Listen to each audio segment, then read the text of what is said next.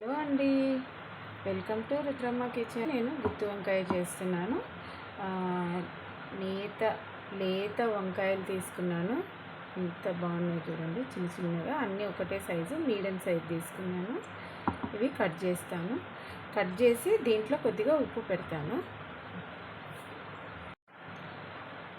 4 పక్క ఇట్లా 2 పక్కలు కోసుకోవాలి, 4 వస్తాయి. దీంట్లో కొంచెం ఉప్పు పెడతాను. నూనెలో ఫ్రై అయ్యేటప్పుడు మంచిగా ఉంటుంది. దీంట్లో వాటర్లో వేస్తాను. వాటర్లో కూడా కొద్దిగా ఉప్పు వేస్తాను. ఒక ఆనియన్స్ తీసుకున్నా, ఇది కొద్దిగా ఫ్రై చేస్తా, కొద్దిగా దూరగా వేగనిస్తా. స్టవ్ వేయించి,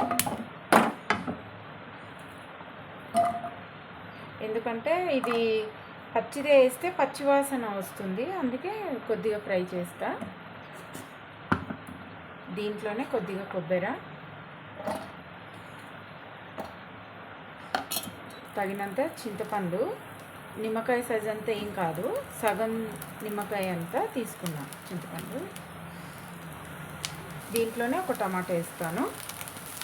కొద్దిగా 1 స్పూన్ అంతా నువ్వులు తీసుకోండి. కారము 1 స్పూన్. దీంట్లోనే 1 స్పూను ఉప్పు వేస్తున్నాను.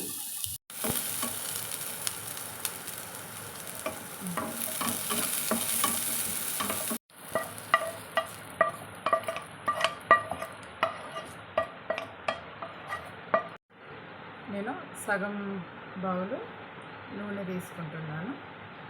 ఇది వంకాయలు ఫ్రై చేయడానికి. ఇవి ఒక 1/2 కిలో మీద ఒక 2 ఎక్కువ ఉన్నాయి అంతే. కొద్దిగా ఫ్రై చేసుకుందాం. దీంట్లో కొద్దిగా మగ్గనిస్తాం, ఒక 20% అట్లా మగ్గనిచ్చిన తర్వాత ఇది గ్రైండ్ చేసుకునేది.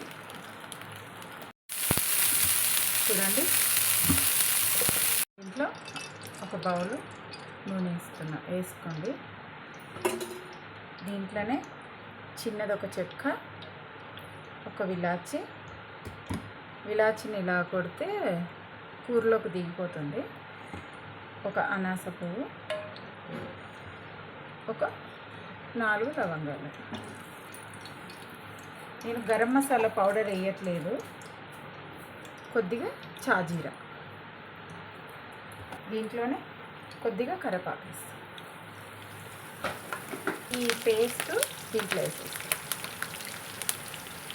దీంట్లో కొద్దిగా వాటర్ వేసుకుంటా.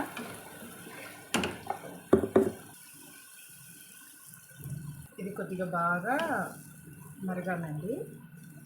నేను అప్పుడు కొద్దిగా వేసాను కదా, ఉప్పు మాత్రమే టేస్ట్ చూసుకోవాల్సి వస్తుంది.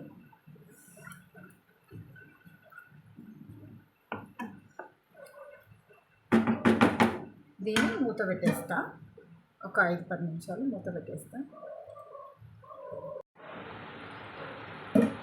చూడండి, మరుగుతుంది. ఇంకా కొద్దిగా చిక్కుపడాలి. దాని తర్వాత వంకాయలు వేసేద్దాము. వంకాయ ఒక 5% ఉడికితే చాలా అయిపోయినట్టు.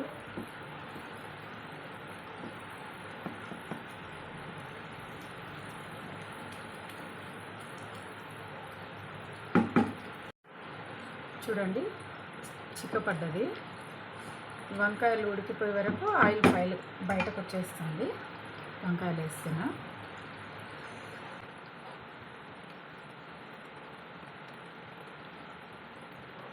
మరాఠీ వంకాయ కర్రీ కూడా చేస్తాను. మరాఠీ వాళ్ళు చేసేది కూడా బాగుంటుంది. నెక్స్ట్ టైం చేస్తాను ఫ్రెండ్స్. ఇది కొద్దిగా మూత పెట్టి ఉడకనిద్దాము, సిమ్లో పెడతాను. చూడండి,